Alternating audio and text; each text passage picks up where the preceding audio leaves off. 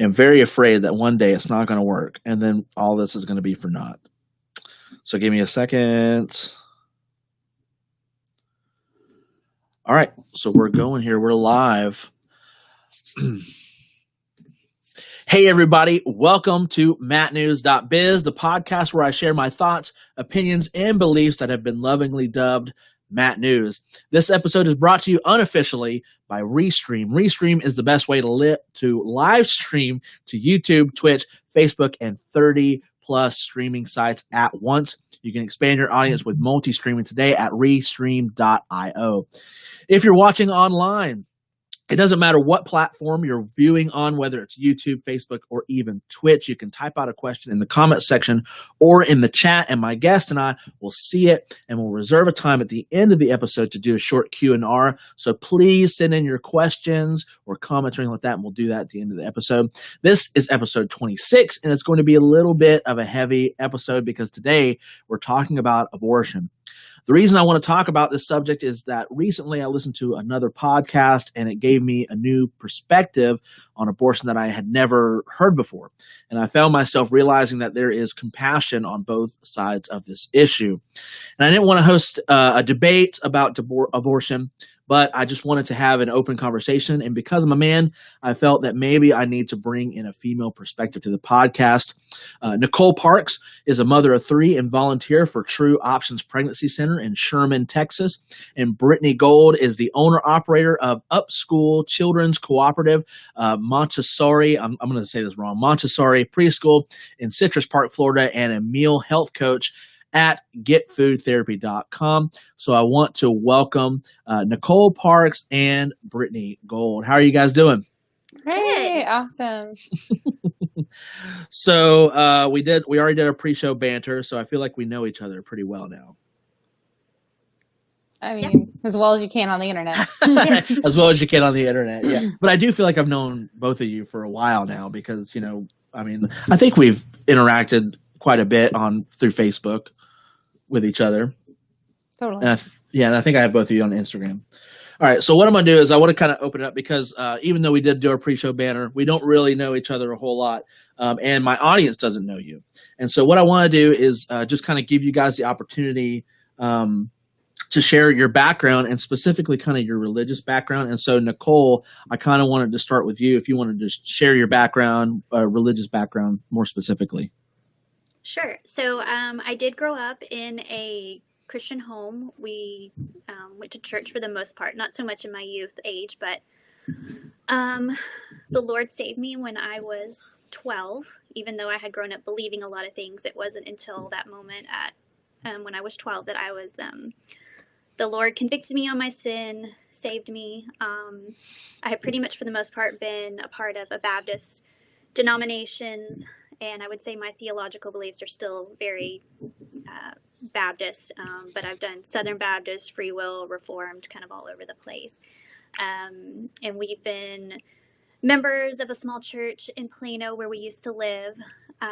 We still drive to Plano to go to church there, and that's pretty much the gist of that. I do at my church. I'm currently on the leadership team of my church where I've been serving for the last couple years, and Sandy and my husband's also Christian as well, so we homeschool, and the Christian part is definitely part of our homeschooling as well. Awesome. So Brittanie, share a little bit about your background and more specifically kind of religious background, because again I kind of made it all call to Christian vague Christian. Yeah. So I guess mine is a little different than Nicole's. I did grow up in church. Let's say we went religiously, we were like the 3 times a week family. And I, at some point, lived with my grandparents. My grandpa was the pastor of my church. So if that paints a good picture of my biblical upbringing, I would say it was very thorough.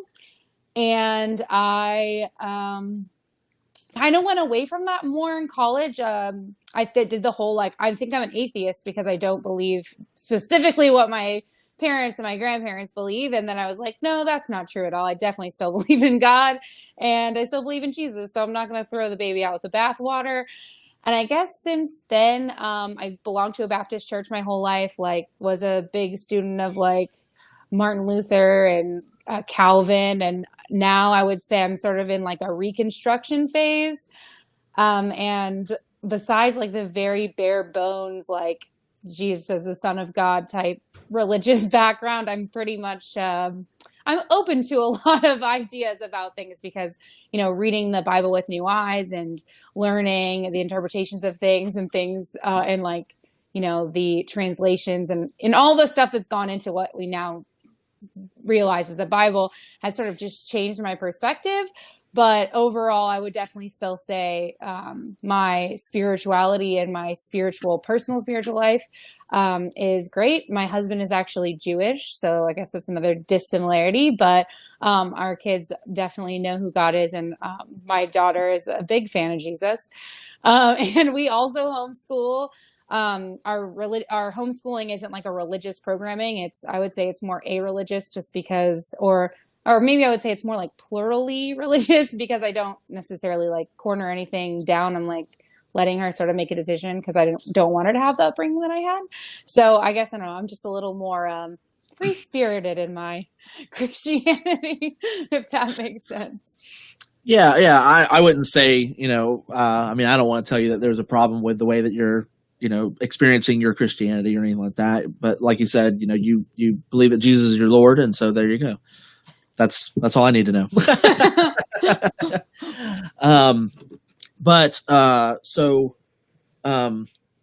My audience knows my background, but I was an atheist for, most of my life. My family really didn't, do the whole church thing, Christianity thing. And then when I was 17, I was invited to church and gave my life to the Lord. And I've been a Christian for over 20 years now, or almost 20 years now. Yeah, almost 20 years now. We're gonna go ahead and shift it into abortion talk. We're just gonna go for it. So, Brittanie, I'm gonna start with you. On a scale from 1 to 10, 1 being the most pro-choice to 10 being the most pro-life, where would you put yourself on that scale? All right, I think that's kind of loaded, if I can say. I'll try to be fair and give you the benefit of the doubt as far as like what you're trying to ask me instead of putting my like interpretation on it. Well, I'm gonna ask you. The next question is literally like, what is your definition of these things? Okay. I kind of want to gauge first. So then I will say, if you're saying 1 is completely pro-choice and 10 is completely pro-life, is that what you're saying? Correct. Yeah. We'll no nuance whatsoever. Just pro-choice, pro-life. Okay. All right. No nuance. I would say I would be a 1.5. Okay. All right. And then Nicole, what would you say on that same scale? I would say probably a 10. Okay. And I was hoping you guys were going to be like, I'm like a 3 or like I'm like a 7 or something like that. But almost completely opposite ends of the spectrum. So what does it mean, Nicole, to you to be pro-life? What does being pro-life mean to you? So I take it to mean that it's the recognition that there is an unborn child in the womb that has equal value as the woman, but recognizing that that child is still dependent on the mother, and that through the act of abortion, it intentionally ends the life of a child. And so to be pro-life is just basically, in the simplest sense, is being anti-abortion. You're against abortion because the act takes the life of the child, and the right to life is one of the most precious rights that we have as human beings and as image bearers of God. Okay, so how would you, in your own opinion, define pro-choice? How I defined it? Well, not necessarily define, but just how do you view it? So I kind of see pro-choice as the women should have total control of their bodies, and that the choices can include aborting the child, giving birth to a living child, to parent, or placing a child up for adoption.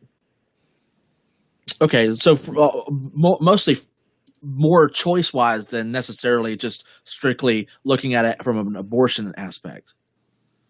Yeah, that's typically when I engage with pro-choicers. That's typically what I kind of pick up on, is that it's okay. So that. Yeah. So Brittanie, what would you say when you say what do you mean by pro-choice? What do you mean?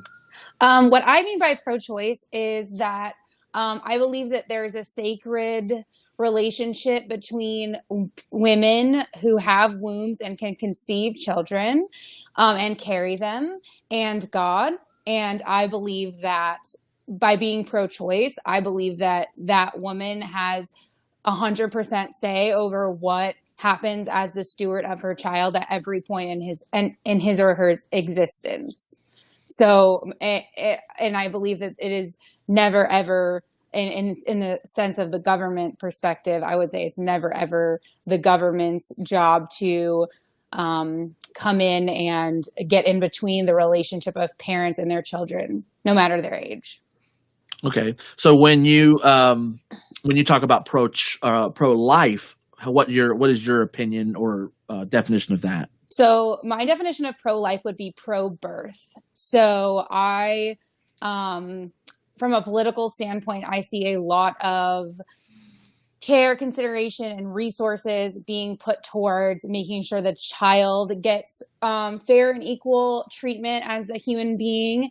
And in effect, I see that the women sometimes are dehumanized, the mothers are dehumanized, and that there seems to be a specific type of elevation for like babies in the womb as opposed to like children of any age. So I feel like I equate pro-life with being pro-birth and not necessarily being consideration for human life in all forms. Okay, so you wouldn't see. Oh, I meant to do that. So you wouldn't see pro-life as more of a political stance that deals primarily with womb-related issues, and I think that Nicole, you would have the same aspect of pro-choice, is that both of these views are specific to womb-only issues. I guess that's what I would say. I think it's best when we can kind of define it that way, but I know sometimes it can be more complex than that when we're trying to define what pro-choice and pro-life is. Right. Yeah. I totally get that. Brittanie, do you associate the term pro-choice with, or think that it means like pro-abortion? No, not at all. Okay. So what, like if you were to say, when you say pro-abortion, what do you think? How is that different than pro-choice? Like, what does pro-abortion mean? So I would say pro-abortion. I would say I don't know any women that are pro-abortion personally. I mean, I've heard like stories and like weird Twitter stories of women being pro-abortion and that whole like shout your abortion thing that like became a thing. Yeah. But I don't really know any women who are necessarily pro-abortion in the sense of like, yay, a medical procedure. You know, it's like being like pro-cavity filling. Like it's a weird thing to say. And I definitely think that pro-abortion to me just comes across as like, I don't know, it just seems like nosy. I don't know. I just feel like it's like weird to think about like other people being worried about what other people are doing with their bodies. Like to me, it just doesn't make any sense. Like I just feel like I don't have any business in what someone else does with their womb. So, right. Would you say that saying pro-abortion has more of a negative connotation to it? In Christian circles, yeah, for sure. Okay, what about non-Christian circles? Because I know, like you said, we see like the Twitter stories and we see like kind of some of these outlandish stories. Do you think that even outside of the Christian circles I think that it seems like it's been a way that people in the pro-life movement have tried to change the terminology for or change it's almost a straw manning of pro-choice, right? So if you're pro-choice, that means like you're literally just saying, I think that mothers should have a choice. Whereas when you say pro-abortion, then it's like, oh, anyone who believes this thinks that abortion is great and you should have one and they want to have one and all these things, which are not at all implied by pro-choice. So I guess, yes, I think because of like the pro-life campaign to, throw that whole like the murderous like women around thing, I think because of that, pro-abortion has a negative connotation. Okay. So Nicole, do you have any response to that, or any kind of what do you think? What do you associate the term pro-choice with pro-abortion?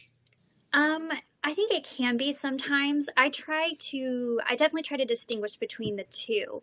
I mean, if we were talking about just semantics, pro just means for. So pro-abortion means you're for abortion, whether you think that's a good idea or bad idea. And anti-abortion means you're against abortion, because you're against it, you're for it, pro, anti. So, I mean, I can see the semantics in that. But from my dealings in people, because I've dealt with plenty of, like Brittanie was saying, like there's the stories you hear, and I have definitely had my fair share of interacting and trying to dialogue with people that I would consider pro-abortion. And I think there is a difference between the pro-choice people that kind of go, yeah, I think women should have control whether I agree with their decision or not. And I see pro-abortion as more probably a smaller sect of people, though I feel like maybe it's a growing sect, I don't know, that kind of are more, you try to maybe share a story about someone that regretted and they do the laugh react, or they go, you're just, you don't care about anything, completely misrepresented position.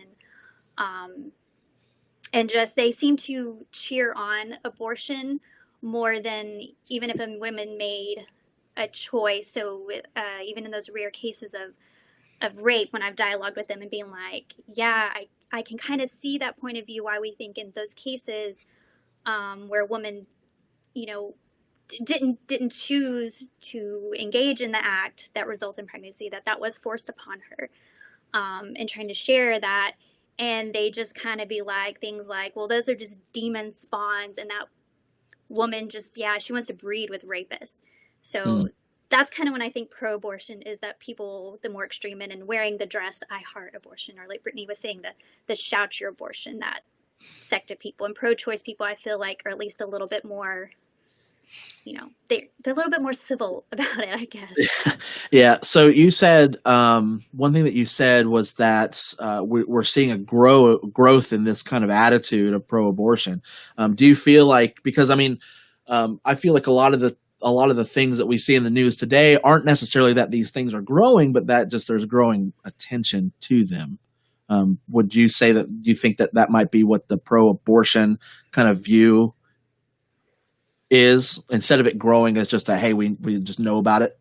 It could be, because I wouldn't really say I have statistics on that. Just, I guess, kind of generally what I see more, that maybe the loudest voices that come across the harshest just kind of get all the noise in the racket, versus maybe you're more, I'm going to be a little bit more reasonable about it. So maybe it's grown, maybe it's not.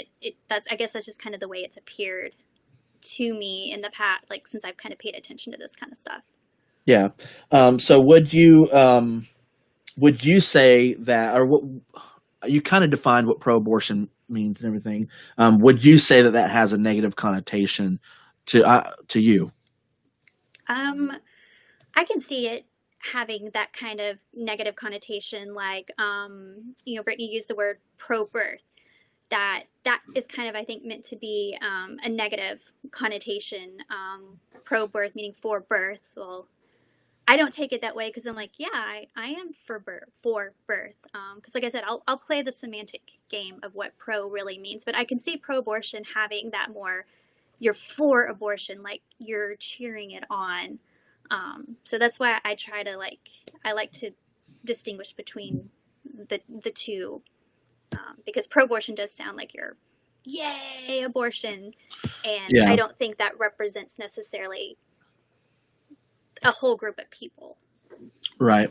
So, Brittany, do you have a response? Do you think that pro-birth is also a negative connotation?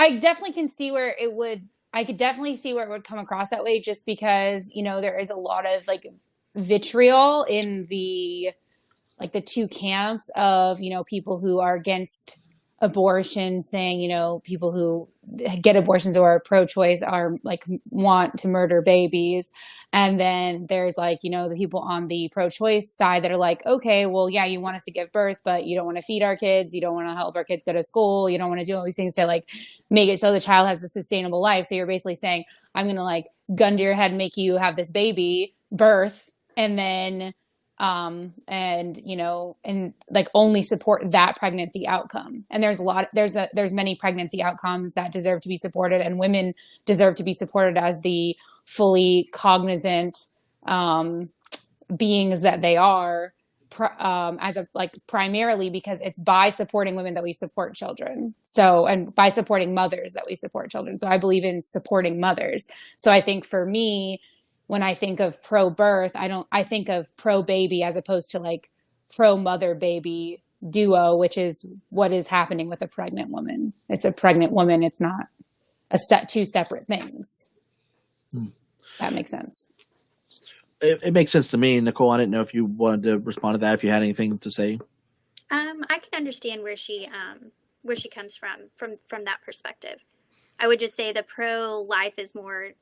And I totally there are those group of pro-lifers that they kind of are 100% on the child and they forget about the woman. And I guess spending a lot of time with some pro-life feminists, they kind of really helped me to make sure that we're seeing them as two equal human beings. So I'm glad that kind of seeing pro-birth as the kind of more people that are like, they're only focusing on the child and forgetting about the mother.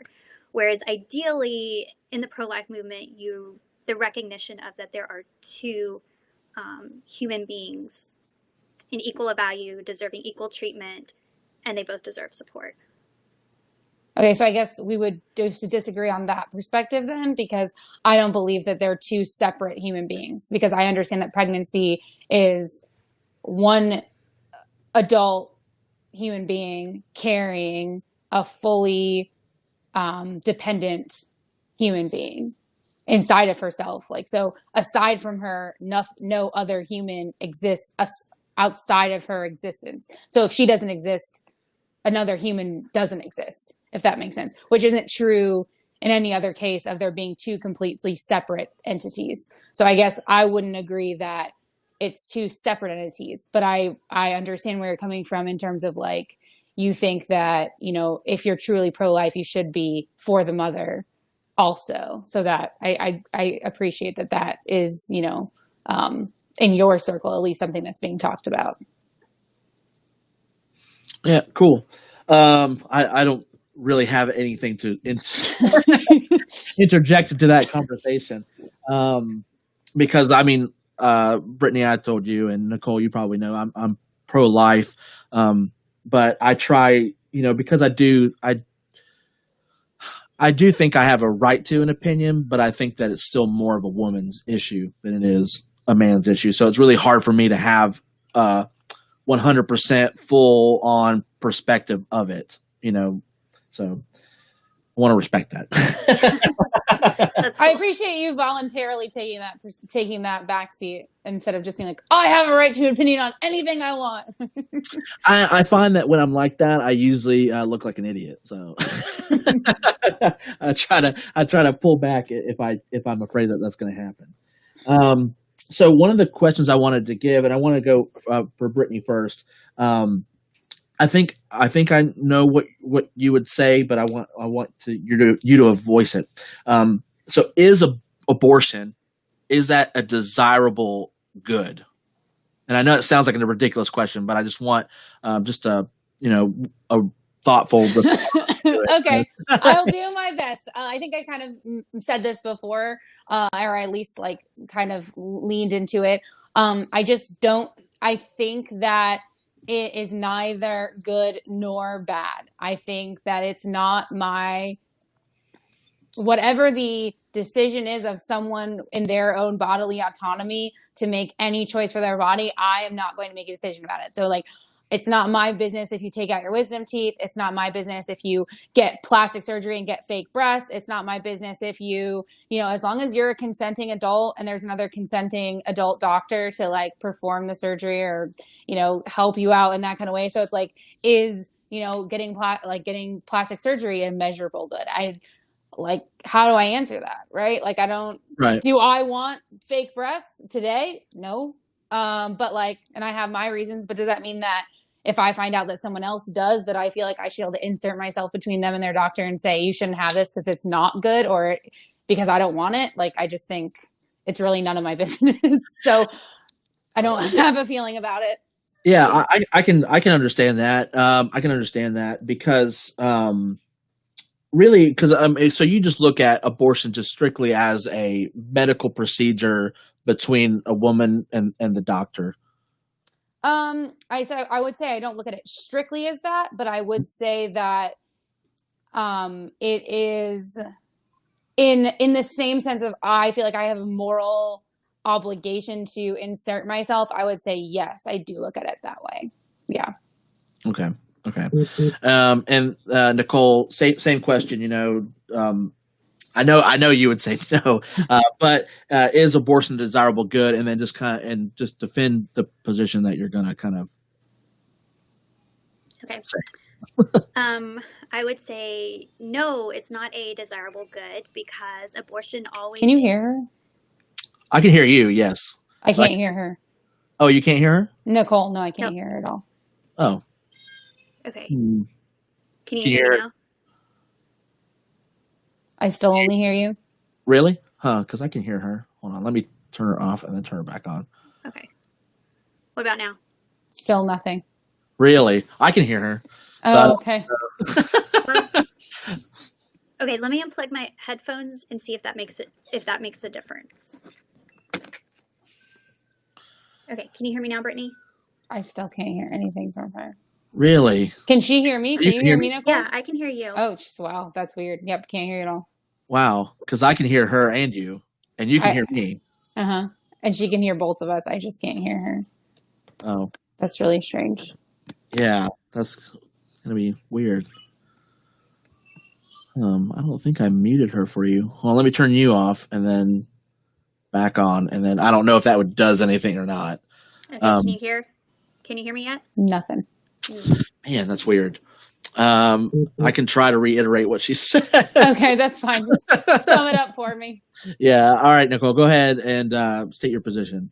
Okay, so the question was asking, is abortion a desirable good? A desirable good. Okay, I was going to say it is not a desirable good because abortion always ends the life. The goal is to end the life of a child, of the mother's child. And there is nothing good about killing your child, whether the child is in the womb or outside of the womb. The child is your child, and it is never good to intentionally try to harm them. And that's what abortion does. It harms them. It hurts them. It's not good. And killing is never a good thing, and it's never a good way to solve whatever problems we might have.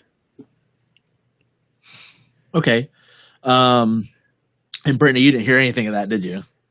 Man. I can hear you breathing while she's obviously talking. Yeah, and that's when I go to edit these things later, because I've actually gotten to where I don't edit these at all, and so I hear me smacking and drinking and breathing, and I breathe so heavy. No, you're fine. It's like if she was talking, I would just hear her talking, but because I can't hear her talking, it's just dead silence and me listening to you breathe. Anyway, do you want to give me? You don't want to give me the. Yeah. So Nicole, let me know if I'm saying this right or not. So a child is a child. It's not good to intentionally harm them, and killing is never a good thing. I think that's a good summary of it. Do you think I missed anything, Nicole? I would just say that whether the child is in the womb or outside of the womb. Whether the child is inside or outside of the womb, the child is still a child, and it's not okay. Yeah. I want to keep going, but Brittanie, I want you to fix the issue. 'Cause I don't know if it's with your headphones or not. Do you want to try to sign out and then maybe sign back in and see if that fixes it? I can try. Because I can hear all three of you fine. Okay. I'll try and sign in and sign out. All right. And I won't ask any questions until she gets back. So just. And if we need to see if I need to leave. Yeah, we'll see. Can you hear it now? Can you hear me yet? Yes, yay! Okay. All right, hey, that works. Okay, good. All right. So, Brittanie, would you do you want to respond to the way that I summed it up? Nicole said that I summed it up pretty well. I guess yes, only just for the sake of we're trying to have a productive conversation. So, even though I have heard this, like obviously before from a lot of people who are pro-life, that, you know, this baby is a baby and it's a baby from the day it was made and conceived to, you know, when it's 18, 19, 20 years old, it's the same thing. But I think that lends itself to some like tricky situations. Like, for example, if there's a fertilized egg for an IVF couple that like dies, you know, before they are able to like put it into the mother because they're trying to do IVF, is that doctor guilty of murder because they technically took the life of a baby? Like, I just feel like there's just so many gray areas when you start to say that a fertilized egg is a baby, because it's really obviously not a baby. I understand that it will grow to be a child if it's left alone, hypothetically. But also a third of pregnancies end in miscarriage. So that's not necessarily true either. So from my perspective, it's just that I truly believe in the sacredness of the relationship between mothers and babies. And I don't believe that it's ever another woman or another person outside party, because God gives our children to us. If he wanted to give someone else moral authority over what we do with our children, whether that's, you know, we smoke and drink around them or we don't, whether we, you know, consume fruits and vegetables or we eat McDonald's all day, like those, you know, you could vaguely call them moral obligations of your own person, does not, you know, indicate that you should be able to force those moral beliefs on someone else and interject yourself between, like, in that sacred relationship of parents and children. Because, you know, there's a reason why, you know, in my opinion, that God often is called our Father, because to me, the parental relationship is one of the most sacred relationships you can have. So for me, like I said, it just doesn't seem fair or appropriate ever to come in between a mother and her child, regardless of the time that they have had together, and say, this is the way you should handle this relationship. Nicole, do you want to respond to that, or do you know? I guess I would have a question. Does the sacred bond that you talked about, does and what the mom does with the child, does that apply to her 2-year-old? If she has, if you said God, and I do believe God gives us authority over our children. I definitely agree. I agree with that. The Bible does say children are a blessing from God. But does the woman still have that same exact authority of what happens to the child in the womb through abortion? So, you know, we'll go with, if you say went with the procedure of the surgical, where they, you know, pull the pieces out or use the suction machine. Does she have that same equal authority to do that to the child when she's when the child's 2? I would say no, because it's a very clear designation between that being her body and it not anymore being her autonomous body. Okay. So no, when the child is inside of her body and is relying on her, it is a part of her. And so they are inextricable. So there is no such thing as mother baby when mother and baby are one. Mother and baby aren't two things until the baby is born. Which is why if you have insurance, your baby is covered under your medical insurance because you are the pregnant person. Okay. I don't know if that answers, Nicole, if that answers your question or not. You guys can keep going because this is an open conversation, and interject every now, because I was going to ask about the when you use that term sacred relationship. I think I know what you mean, but can you further clarify what you mean by that? Right. So sure. Well, as we know, fertility and pregnancy in general are just not like something like just to come by, like that, even the way our cycles work and ovulation works. And even when you are properly ovulating and having a cycle, becoming pregnant can be a difficulty, or it could be super easy. And to me, it seems in the same way that a sperm meets an egg and, creates, life and creates consciousness. It's something that is, to me, beyond biology. And I feel like that's deeply rooted in scripture. You knit me together in your mother's womb, or you knit me together in my mother's womb. Like, God is involved in that process. So I believe that there is a sacredness in becoming and being given the authority to have a child growing in your womb. And like I said, I don't believe that.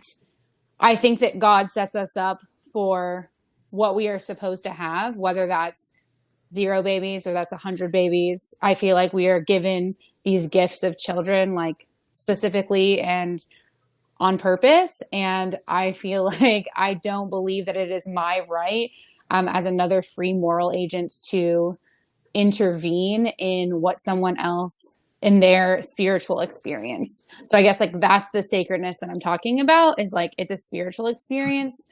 And like, I don't know, I just support the outcome of pregnancy regardless of, I guess, what the outcome is.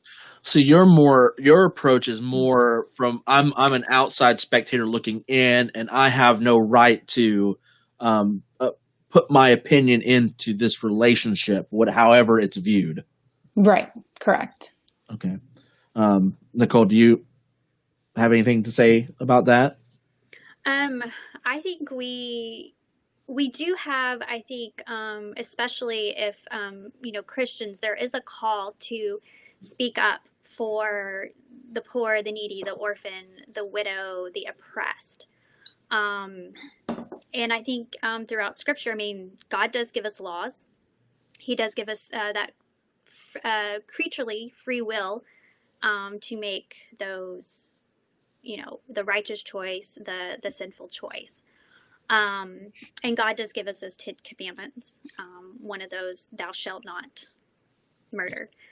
And I think sometimes that is hard to decide, especially if we're kind of coming from that libertarian perspective of, where do we draw that line that we're going to say these specific morals like are okay and some of them are not.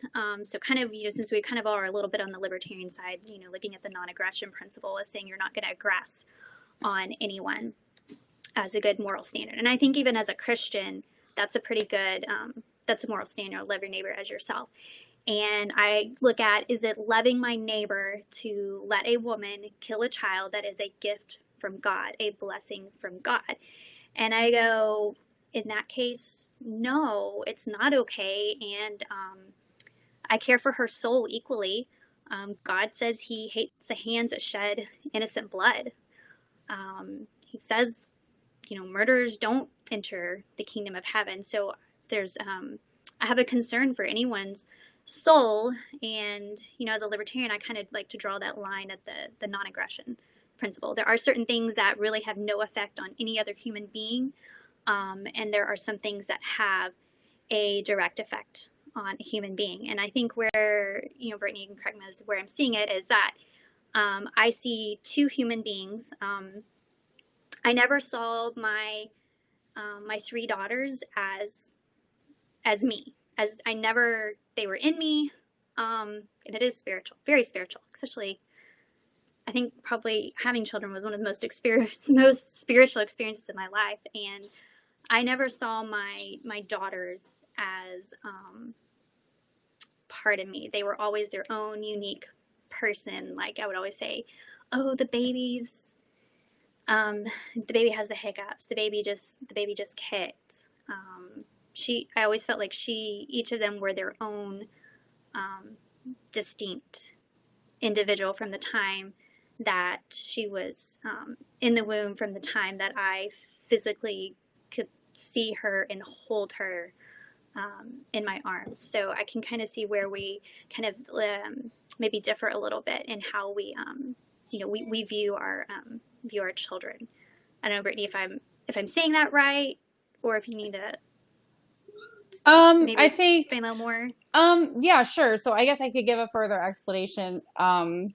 So I guess I'll start with, the religious aspect sort of that you brought into it, talking about the 10 Commandments and thou shalt not murder and, murderers don't enter the kingdom of God. And I guess all of that kind of comes down to like what your interpretation is of like what the blood of Christ does. So to me, the blood of Christ covers all sins, and where sin abides, grace also abides. So for me, I give grace to other human beings, regardless of what their choices are and whether I think that they're making the choice that God would want them to or not, because I don't know God's specific will.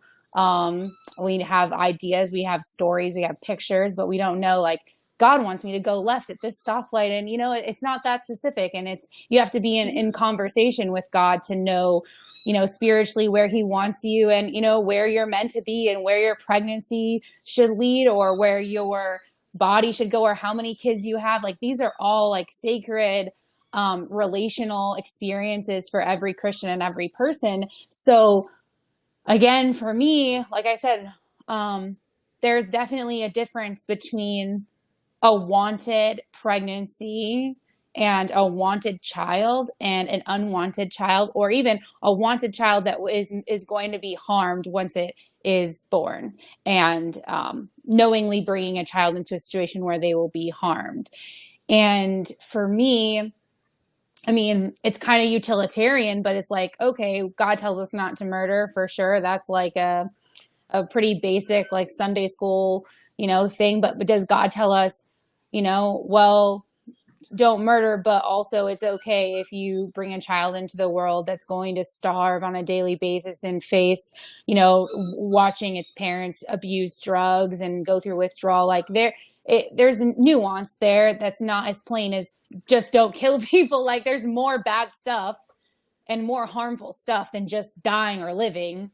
And that's not me saying I think that, you're killing a child if you have an abortion, because I don't think that that's true. And even when, like I said, like you were saying, I could say when the baby's kicking, that's separate from my body. I agree with you. I would say then that child to me seems separate from my body. And in which case, when I can cognizantly, understand that my child is separate from my own body, which is, for me before the first or after the first trimester, I would say, yeah, when I can tell a distinct difference between my body and another human's body, it's part of my ethos and my ethics not to hurt that person. But that goes beyond, again, like abortion or not. Like, then do we also say, well, you're harming another child's body to have a glass of wine, or harming another person's body to smoke cigarettes, or you're harming another person's body? Like, there's so much gray area that you actually can't designate whether your opinion of what's harmful and what's truly harmful are the same thing. So for me, I know that raising children in and of itself is a big task that there's a lot of human beings that don't feel like they're resourced well enough, or they don't have the spiritual connection to the baby in their womb, or the fetus, or the developing embryo. They don't have that connection to it. And I just don't feel like it's my right to condemn them for their choices about their own womb. I just don't agree with that. And like I said, it does change once you can recognize that that's another person. But we can both say, as pregnant people, even like the earliest that some women can, feel movement, and actually have sensation of that other being is not 3 weeks, 4 weeks, 5 weeks, 6 weeks, 10 weeks, even 15 weeks sometimes, depending on where your placenta is. So I feel like to have the moral idea that this is another person, it would not be something you would have been cognizant of without technology, right away. So, and then it's like, then you have to go even further than that. Well, then are you harming your child because you drink a lot of pineapple juice and you're able to like use natural substances to like make your uterine wall unhappy and irritated so that the conceived baby doesn't stick to your uterine wall and can't live? Like, are you a murderer then because of your high amounts of pineapple juice you drink with the intention to not have a baby that you couldn't afford or whatever, or couldn't emotionally parent, or that you couldn't get sober for? Like, it's just so, to me, much more complicated than just saying, well, every baby has a right to be alive and have a life. Like, yes, but then there's just so many more questions that come from that to me that, you know, I can't answer even in this interview. So I just feel like, you know, I can't make that call because there's just too much nuance. Yeah. So one thing that you said that I actually really like, one of the things that you said was that where sin abounds, grace abounds. And I think if, because even here in Lakeland, you know, there's an abortion clinic around, you know, like down South Florida. And I've seen Christians out there picketing and everything like that. But I think, but I think what you were saying though is that to show grace on somebody who, you know, from Nicole's perspective, and correct me if I'm wrong, Nicole, but the act of abortion is equatable to murder. But for your perspective, Brittanie, and correct me if I'm wrong, is that even if we were to look at it that way, that we should have grace for that decision that they've made and just show that grace of God, because where that sin has abounded, where that sin has grown and encapsulated, you know, we should encapsulate that more with right. grace. And like I said, that I think that's also, it's if you're taking the position that it is in fact murder, which I don't agree with wholly. Right, because I think we've defined that you know, you don't necessarily see them as two separate beings. You know, or at least from what you were talking about here a minute ago, until a certain point, you know, and then right. even that is, you know, the mother can know, you know, at different times. Again, I've never had a baby in me, so I don't know what it feels like. It's pretty cool. Yeah, it is. It's great. So I want to let's shift a little bit. So I'm going to ask Nicole. I'm going to ask this question of you first. What would be the ideal environment to raise your children? I think the ideal environment is always going to be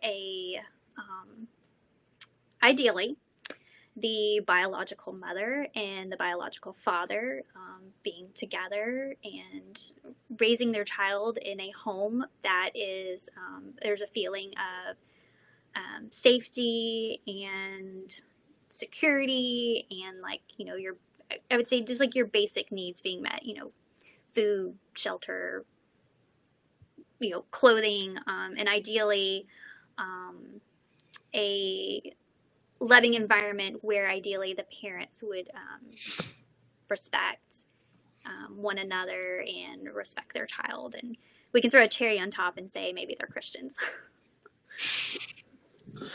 Okay, so Brittanie, same question. How would you respond to that? What would be the ideal environment for you to raise your children? I've thought about this a lot because I feel like I know what I don't want it to be. You know, I would say we're not talking like bare minimum. We're saying like ideal. Right. Yeah. So, ideal. An ideal. Streets of gold and all that stuff. Okay. Great.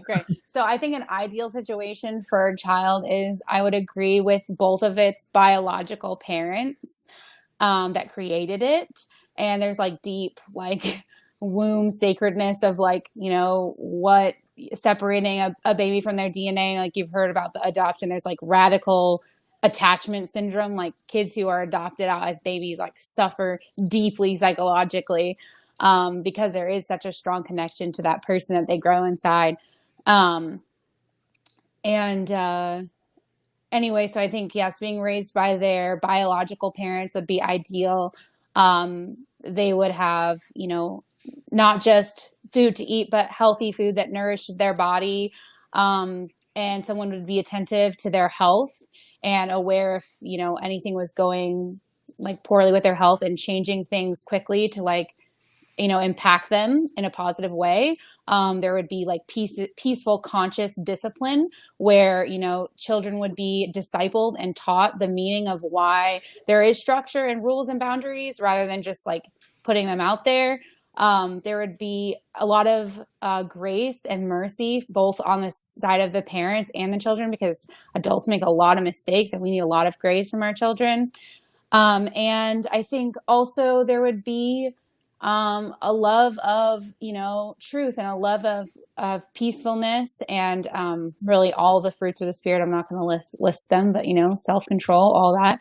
And I believe that comes from God. So I won't say it's, it has to be from a specific religious background, but I would say those things come from God. So wherever you find God, I feel like that's where you're going to find those things and have access to them. And I think that kids would hear loving things spoke over them on a regular basis, and that they would believe good things about themselves, and that they would grow up, truly knowing stability and love. That would be ideal.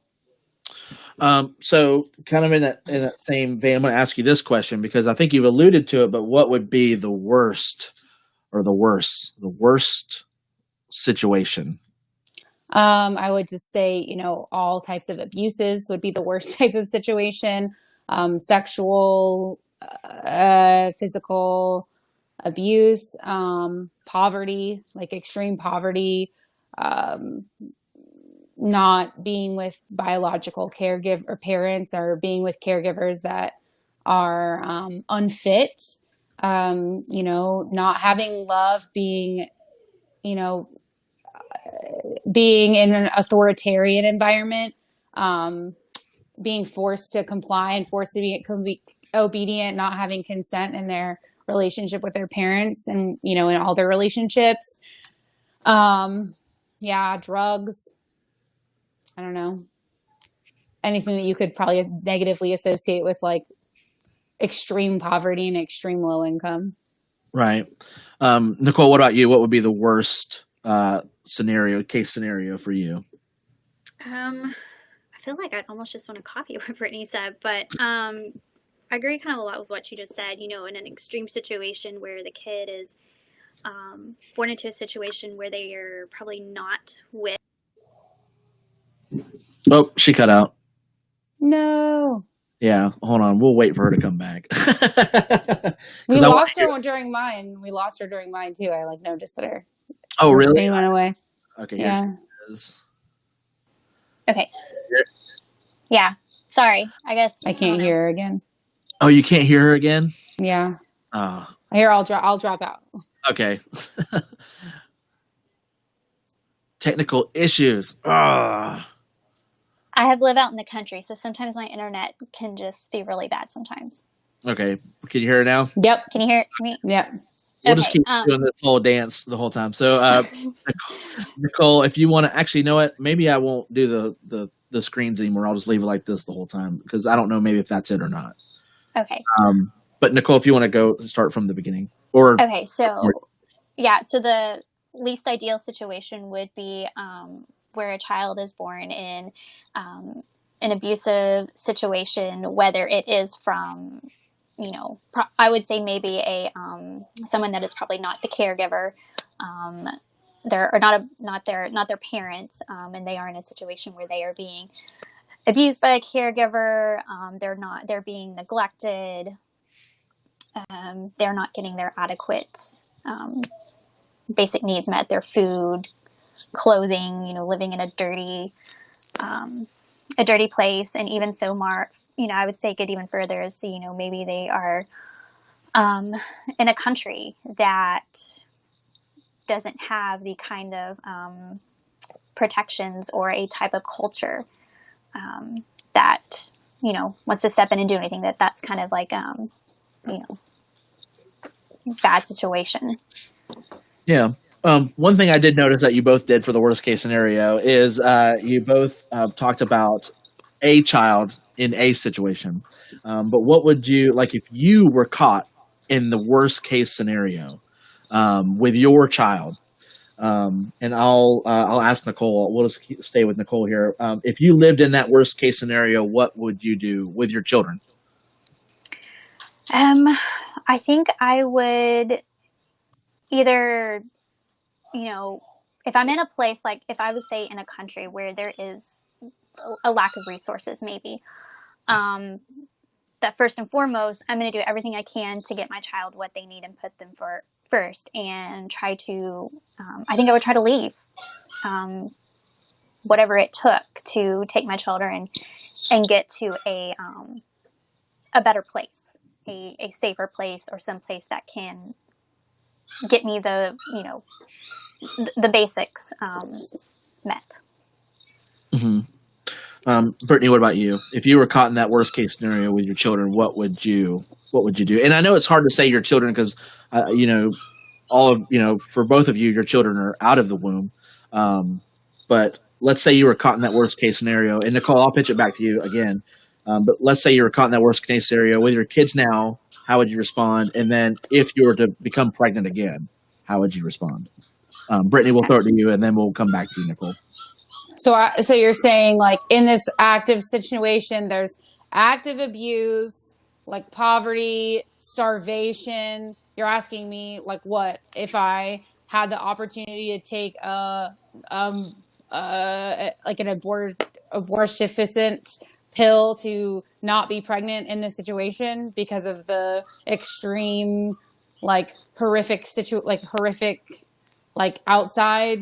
Is that kind of what you're getting at? I'm sorry. I'm just like, sort of. Like if you were just in that worst case scenario, and if you were pregnant, what would you do? I mean, for me, yes, I probably would. I would probably do the natural, like an herbal way to detach whatever contents of conception that I have inside of my womb. I probably would, because to me, a life of starvation, suffering, abuse, it's actually, depending on your idea about consciousness in general, but like to exist is to suffer, right? We know this from like lots of psychological great minds. Jordan B. Peterson talks about that, how you have to like just face the suffering and, like be willing to like enjoy it almost so that you can be a better person. So I wouldn't bring someone in knowing that existence in itself is suffering, and then there's going to be all of this extra suffering on top of it. If my child wasn't yet born, or it was early enough to where I could save a child from even coming to have a heartbeat or a brain or cognize any of it, I would save them from that. And to me, it would be out of mercy and love that I would save them from that. And if it was my active children that are fully alive and fully human beings, I would do my best to mitigate any pain that they would see from it. I grew up in abuse, so I kind of know how to, I wouldn't say mitigate, but at least I know some idea of what it can do to you psychologically. And I would try to, explain to them, like, you won't have as much long-term effects from trauma if you understand that you're going through trauma at the time. So I'd be like, this is very traumatic. We are all experiencing a trauma, so that they could process it with me. And because my 7-month-old, not so much, but my 7-year-old would be able to be aware of it with me so that she wouldn't be suffering the same as someone who doesn't understand it and is going through it.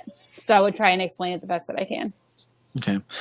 So Nicole, if you found out you were pregnant and you were in that situation, what would you do? I would do the same thing. I would hopefully seek whatever I would get out. If that took running, migrating, whatever, to get myself out and away from that situation, or fight for everything that I can get to continue to protect my child in the womb.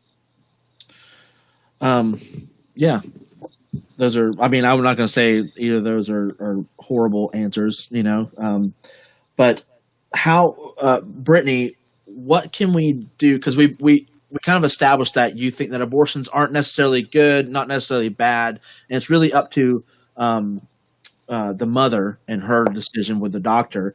But I don't think that you think that it is a good, it is a good thing to do this. It's just, is it necessary or not? And we don't really have that place to tell the mother that. Is that a fair statement? For sure. I would say it's morally neutral and that it's not my place. Okay. So what do you think we could do better? Like if abortions could be prevented without any kind of restrictions as far as laws or anything like that, what could we do better to accomplish that? See, this is why I would consider myself pro-life and not really pro-choice, because I believe if you are pro-life in the sense of you want everyone to exist and have a great life, regardless of where their starting point was, you do have to implement things such as like easy access birth control, talking to children as young as 7 or 8 about their bodies, how bodies work, being open about what healthy sexuality is, what porn is, things that they could come into contact with that could end in them having an unwanted pregnancy and being in one of those worst case situations that we were talking about, where they would have to decide whether abortion would be for them or not. I see too many women, and I can't speak to Nicole's situation, but I do see, I even have cousins who I love dearly who've always been in privilege, who say like, I would never have an abortion. Well, no kidding. And you never should because you always have had anything and everything you've ever needed and have always, have never been in a situation where you would have become pregnant or you didn't have a father that beat you so that you were seeking love from someone at 15 when you're not psychologically aware enough. It's like why should someone have to pay the consequence of an action that their brain wasn't even formed enough to inform them what the consequence would really be, So I think for me, there's a lot of things that can be done. And I really wish the pro-life movement would focus more on the things that can be done to prevent women from becoming pregnant with, unwanted pregnant or having pregnancies where they can conceive a child that they don't want. Or that they think would be too unsafe or too much of a burden, where they would have to feel, where they would want to feel like, abortion would be the most logical or most merciful outcome. So I do think there's a lot of things that can be done, for sure. Nicole, same question. Did you need me to repeat it or you got it? I got it. I agree with Brittanie 100% on that. I do think we need to be educating our children. I don't know what age that is. I think that can really depend on the kid for sure. Other than, getting them to know a lot about their body, especially to protect them from cases of abuse. But we do need, education. And there are parts of the pro-life movement like that. Because I would say the pro-life movement, it does really vary. Because you have liberals and conservatives and libertarians and Christians and atheists and agnostics. Like, it's kind of cool to see that diversity. And it's more the younger generation, like those definitely under 40, which those are not the loudest voices in the pro-life movement. Most of those voices are a bunch of old people that just I think they just kind of need to quiet down a little bit and let some of this younger generation take over. And there are some people in the pro-life movement that completely believe that there should be birth control available over the counter kind of thing. And there's some that aren't, and that does vary. And I'm not 100% opposed to that necessarily. I don't think that, that's the fix-all, but I do think that could help. And I think there are resources there for women. It's just, do women know that they're there? Do they know how to access that at all? And I have found that a lot of times people, like I've learned this in the community, especially when I get involved, because I moved to this community 2 years ago and I've been involved at the pregnancy center for 1.5 years. And I have been amazed at what resources are available to women in our community. It really it makes me glad that we moved here, to know how we can help people, getting them jobs, getting them housing, clothing, where to get food, what centers they go to, where to get free counseling. And there's even, how to help women get on libertarian cringe, but how to get on government assistance. I know sometimes as libertarians we don't like that, but that's currently kind of what exists out there. So, there's going to be that taking advantage of what's out there until something privatized ideally would come along. So women do need they need the things available to not just help them with their pregnancy, but especially afterwards. I do pregnancy and parenting classes. So part of what I do is I am helping the women, making sure that they can raise their child in a safe and loving environment. Like how to discipline, because, a lot of these women they did grow up really underprivileged. And I do believe that I grew up in I just don't know why the Lord blessed me with what, my upbringing that I had, because it was good. And my heart breaks for so many of these women when they come to our center, and you're just like, I'm humbled by, what they go through, and, hearing their stories and learning not to be way, way less judgmental, where they're coming from, and just, that's supporting them so that they can hopefully start breaking that cycle of, because we've had women that have been on drugs and been in abusive situations, and they're sometimes still in those situations because, it's hard to get out of that. So they definitely need to know what is in their community. And I think the pro-life movement definitely needs to do, it's all there. The resources are there. But you can lead the horse to the water, but you can't make them drink it. And we do see that at the center. We'll have women come in and we're like, here, look, what's your problem? Okay, here's what we can do. We can do this, this, this, and this, and this. And then sometimes they're just kind of like, no, thanks. And, it's kind of, it is what it is, at that point. Yeah. Right. So you would both agree that the best outcome would be to prevent an abortion. That would be the best outcome, and that the best way to get that outcome is through education and support systems. I don't necessarily say that I would want to prevent an abortion. I feel like that still attaches shame and moral negativity onto abortion that I don't want to attach to it. Gotcha. I would say ideally people would conceive babies that they want to have. I got you. I got where you're coming from. I see what you're saying. So prevent abortion as in, like, I guess what I was meaning, and it didn't come across, is that if women are educated enough, then the need for the abortion won't be there at all. Exactly. And that's the better outcome. That's the better circumstance. Yeah, that's what I was trying to say. Okay, so we've got some questions, but most of them are comments, and so I really just I don't want to rehash stuff that we've already rehashed. But if you, I do want to go over. There's one question, and I'm going to show it here on the screen. I don't know if it'll show the whole thing. It's not going to show the whole thing. But he ends by saying, is a fetus or unborn child, is it its own person, or is it part of the mother's body? I believe that I know that we've already answered this, but if we can just quickly, answer that just for the sake of the commenters. Brittanie, we'll start with you. I do not believe that a dependent, non-cognizant embryo or fetus is a separate person. I think it belongs to the pregnant woman's body. It's a part of her and inextricable from her. And Nicole? They are in the moment of conception.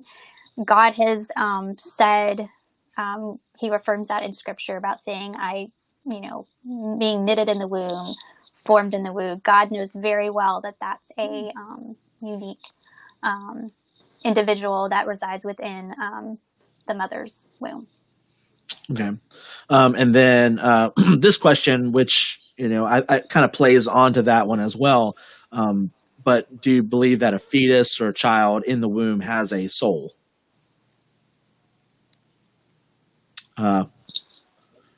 Either one of you can jump in. I don't want to designate somebody to answer that question. That just makes it a little easier on our end, I think. Yeah. Oh, Nicole, go ahead and answer that one. Do you believe a fetus has a soul? And I think it piggybacks off of the last question. Yeah, I would say, it's kind of the same thing.